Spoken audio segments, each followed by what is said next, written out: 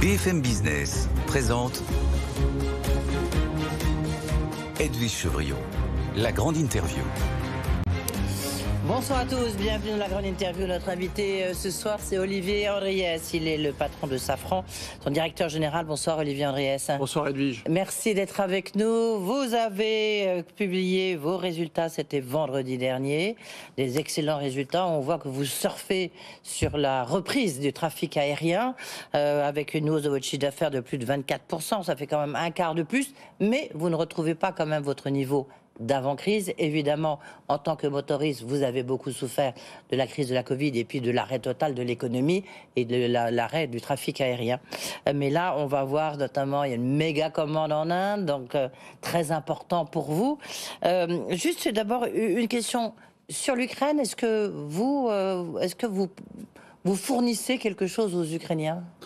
Oui, on fournit des jumelles, en fait. Vous savez, on est un des leaders mondiaux dans le domaine de ce qu'on appelle l'optronique portable. C'est des jumelles, et donc on fournit des jumelles. Juste une question, comment se fait l'arbitrage entre ce que vous devez donner à vos clients, ce que vous devez donner à l'armée française, est-ce que vous allez, enfin donner entre guillemets, hein, bien sûr, aux Ukrainiens ? Ça, c'est une discussion qui se passe dans un cadre étatique avec le ministère des Armées. D'accord. Donc c'est le ministère des Armées qui vous dit vous allez livrer autant de jumelles. D'accord. Des demandes qui sont faites, etc. Mais c'est effectivement le ministère des Armées qui décide. D'accord, qui décide. Pour combien vous faudra-t-il de temps pour revenir au niveau d'avant-crise, en fait ? Là, donc, c'est plus 24%, 24,8%, 25%, je crois qu'on peut le dire, à plus de 19 milliards d'euros. Vous avez déjà dit 23 milliards pour 2023. Donc, c'est 2023-2024 ? Alors, on va déjà partir de ce qui est fondamental pour nous, c'est le trafic aérien. Donc, le trafic aérien, à la fin de l'année 2022, on a pas mal retrouvé de couleurs. Et on a une situation où sur le trafic domestique, on est à peu près à 85% au niveau mondial du niveau d'avant-crise. Et sur le trafic long courrier, on est à 75% du niveau d'avant-crise. Donc pour nous, 2023, on reviendra au niveau d'avant-crise sur le moyen courrier et il faudra probablement attendre 2024 pour retrouver le niveau d'avant sur le long courrier. En 2023, nous avons annoncé une prévision de chiffre d'affaires à 23 milliards d'euros. Nous étions à 25 milliards en 2019 avant la crise. Donc vous voyez, 2024, on devrait, je pense, retrouver notre niveau d'avant. Et le long courrier, est-ce que vous pensez que c'est une crise durable sur le long courrier, ou là encore c'est la sortie de crise, c'est les effets, le prolongement de la sortie de crise ? Non, le trafic est d'abord revenu sur le... Oui, bien sûr, mais est-ce que le long courrier va être durablement touché ? Vous voyez, ou est-ce que les gens vont arrêter de voyager comme ils le faisaient comme avant ? Certains le disent. Quand les gens sont autorisés à voyager, en fait, ils voyagent. Oui. Et vous regardez aujourd'hui le trafic au-dessus de l'Atlantique, il est revenu au niveau d'avant-crise. Aujourd'hui, ce qui impacte encore un peu la situation globale, c'est la Chine.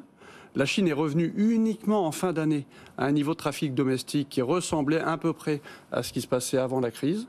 Ce n'était pas le cas au cours de l'année 2022. Et sur le long courrier, ce n'est pas encore totalement ouvert.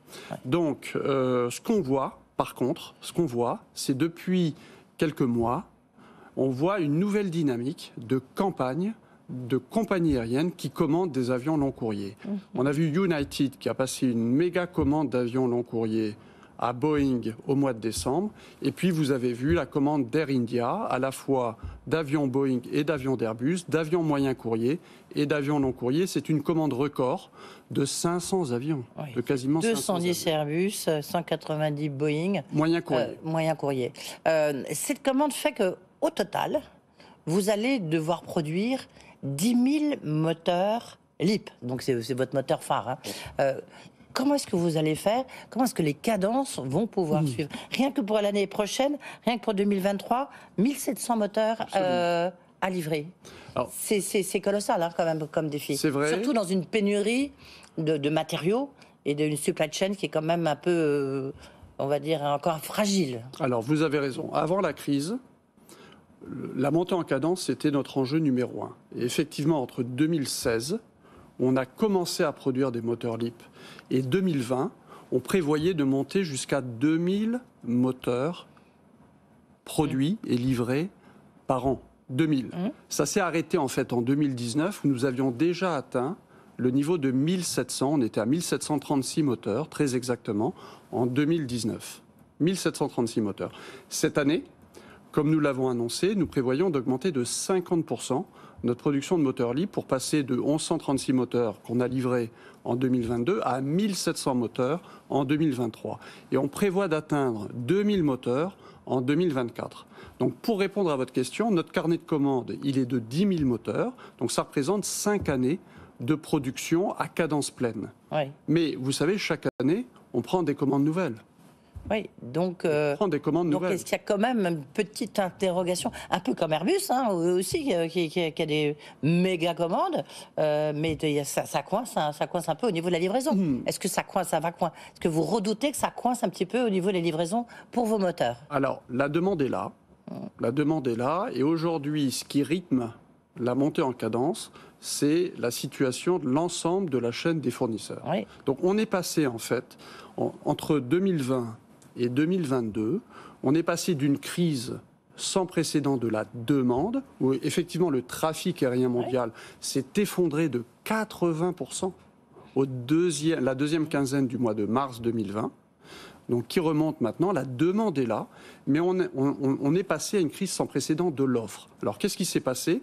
Il s'est passé des tensions sur les recrutements, partout dans le monde, et notamment aux États-Unis, des tensions sur l'approvisionnement en matières premières qui ont été exacerbées avec la guerre en Ukraine et l'invasion de la Russie en Ukraine, et puis des tensions sur les composants électroniques. Donc on est dans cette situation de tension sur l'ensemble de la chaîne de fournisseurs qui ne touche pas que le moteur, qui touche l'ensemble de l'industrie aéronautique. Oui, on est d'accord, mais pardonnez-moi, mais comme Olivier Andreas, vous êtes en face de moi, je pose la question pour Safran. Est-ce que vous avez tout ce que vous venez de dire, est-ce que ça s'applique à Safran? Bien sûr, ça s'applique à Airbus, ça s'applique à Safran, ça s'applique à tous les acteurs de l'industrie aéronautique. Donc, effectivement, on va vivre encore pendant toute l'année 2023 avec des problématiques d'approvisionnement en matières premières, en composants électroniques, etc. La situation va rester difficile sur l'année 2023. D'accord. Quels sont les matériaux qui vous manquent, qui sont en pénurie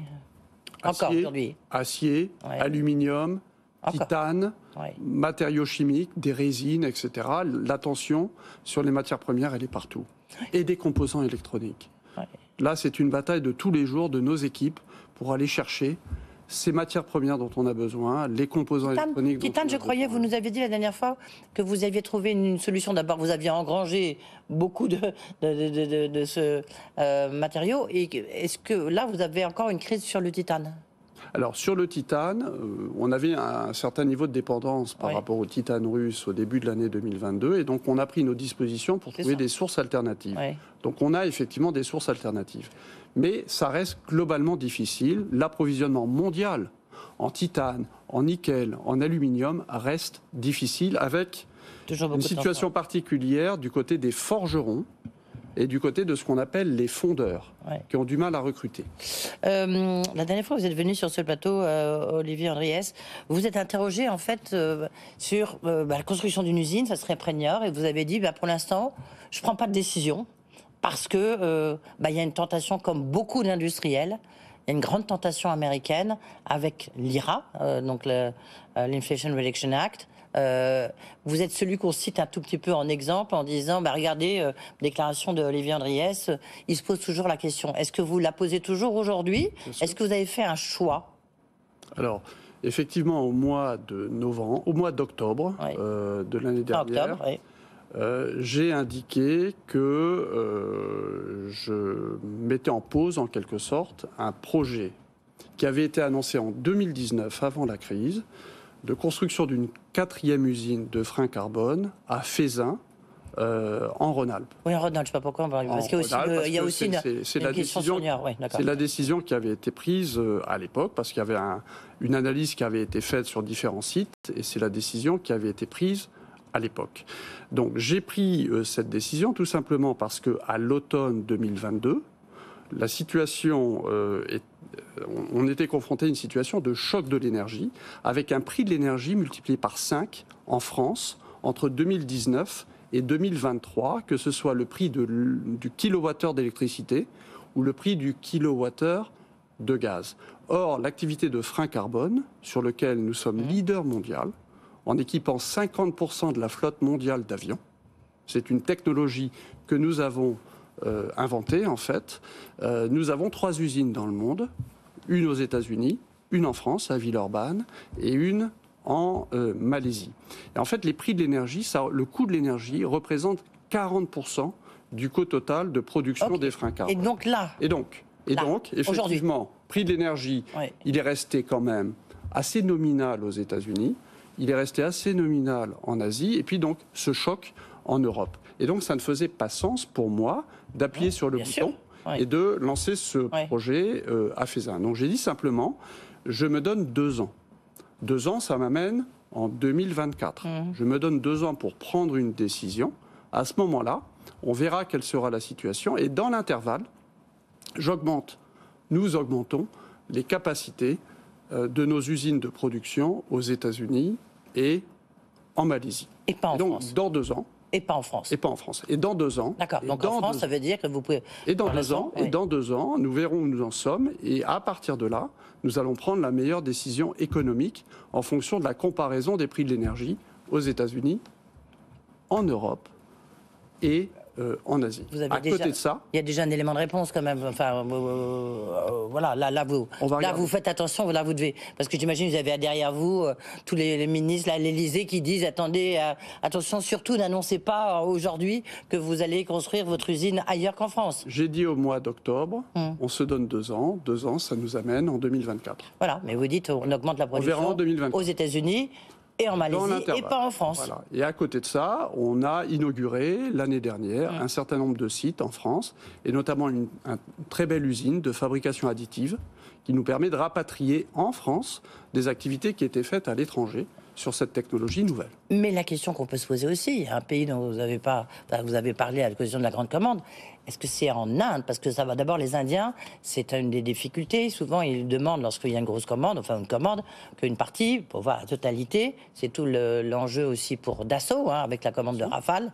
J'en profite pour dire qu'Éric Trappier sera sur ce plateau début mars. Mais est-ce que vous allez produire en Inde, par exemple? Est-ce que vous allez construire des usines en Inde?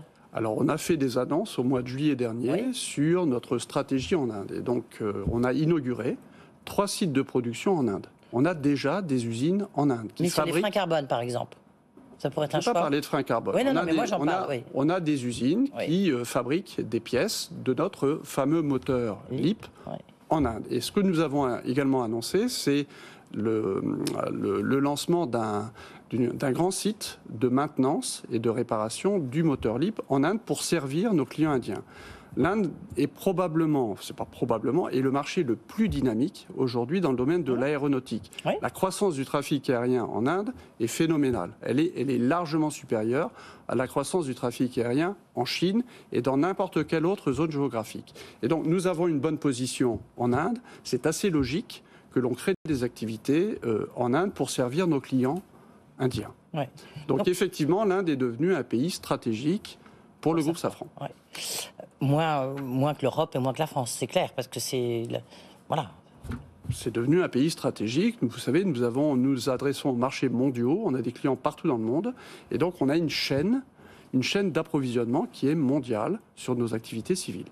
Il y a encore beaucoup de sujets, évidemment, à aborder avec vous. Juste un point, la maintenance est devenue extrêmement rentable lorsqu'on regarde vos résultats. Vous avez augmenté vos prix de maintenance des avions? On a augmenté nos prix comme on le fait tous les ans. On a une formule d'escalation de prix sur la vente de pièces de rechange, qui est un élément du coût de la maintenance de nos moteurs.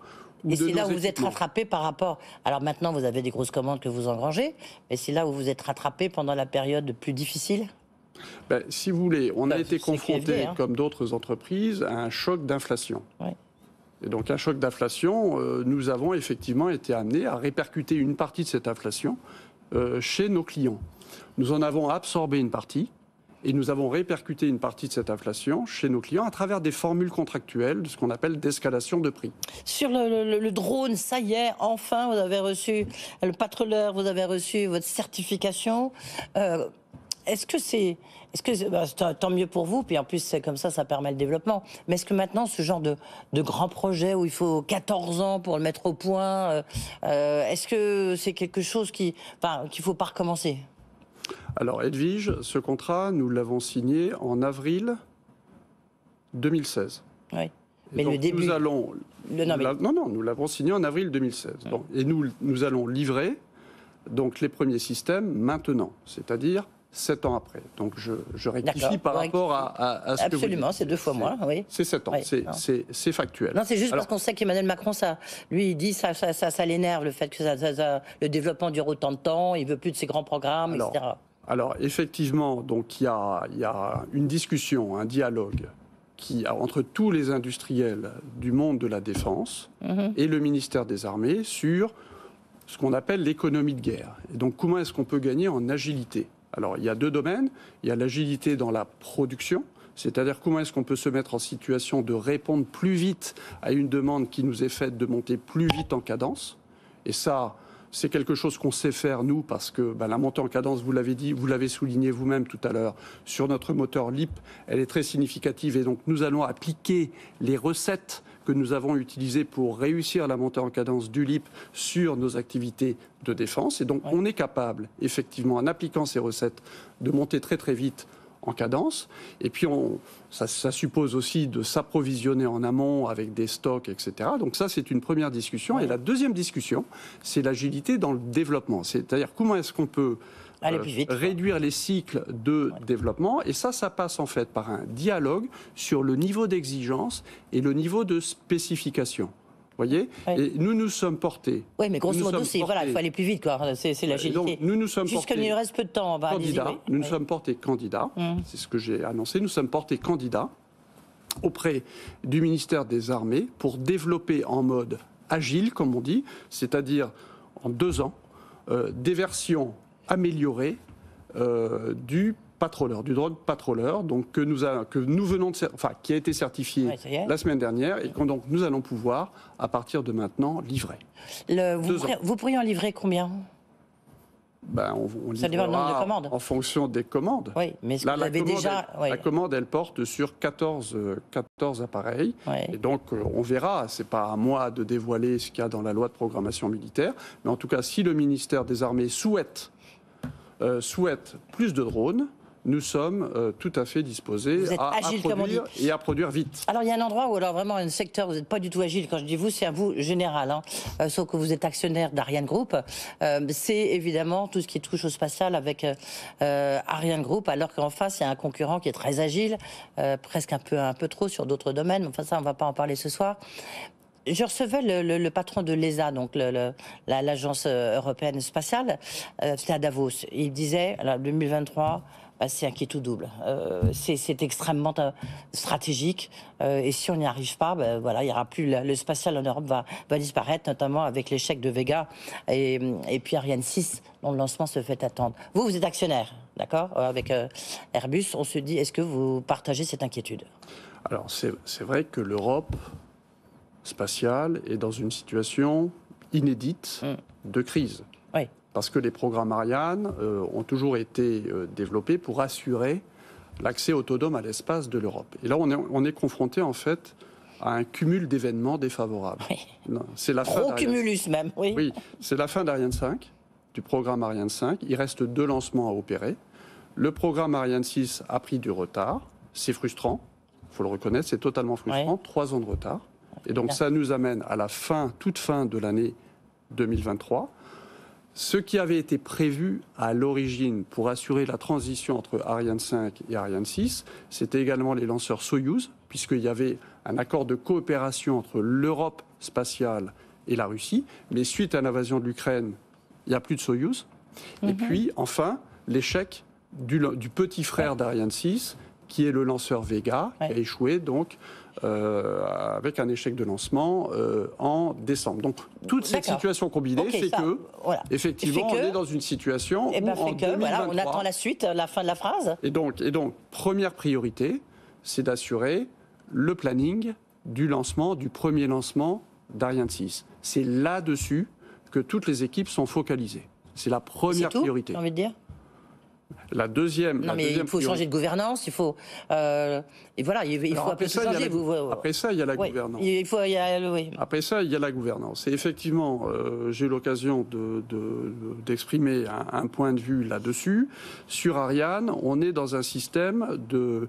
Tout a été construit sur la base de ce qu'on appelle le retour géographique.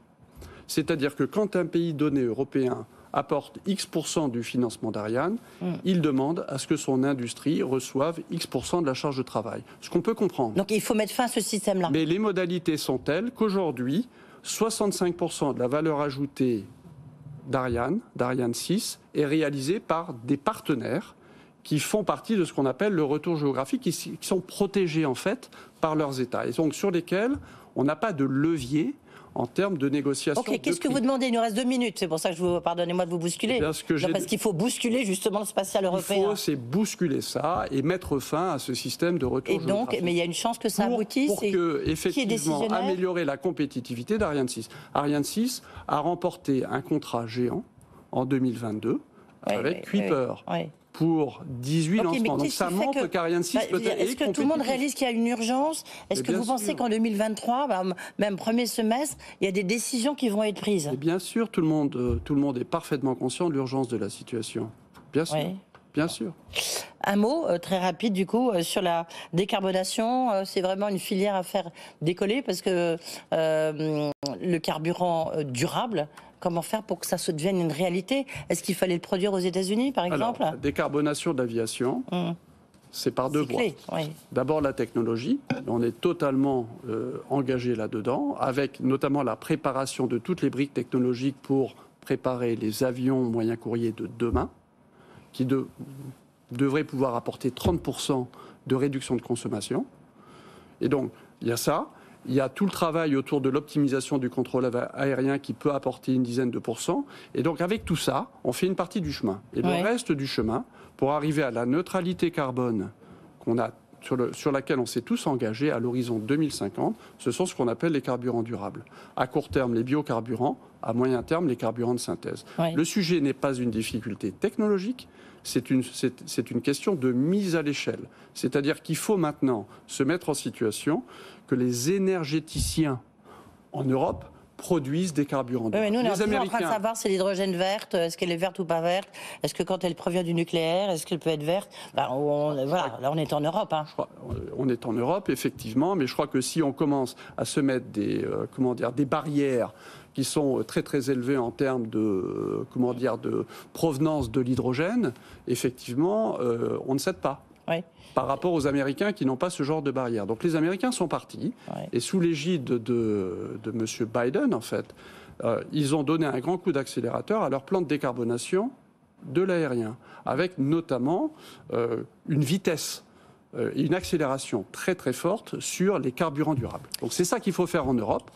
Et c'est ça la discussion qu'on a eue avec les ministres concernés. C'est fou ce qu'il y a à faire en Europe. Il faut refaire l'Europe spatiale, il faut refaire l'Europe de l'énergie. En tous les cas, ça veut dire qu'il y a des beaux chantiers, beaucoup de travail, avec des échéances très courtes. Merci en tous les cas d'être venu, Olivier Andriès, le patron de Safran. Son directeur général était notre invité. Et là aussi, on voit qu'il y a beaucoup de défis sur la cadence et sur les usines. Voilà, c'est la fin de la grande interview. On se retrouve bien sûr demain. Tout de suite, une édition spéciale autour de l'intelligence artificielle avec François Sorel et Frédéric Simotel. Bonne soirée. Good Evening Business. Actu, experts, débat et interview des grands acteurs de l'économie.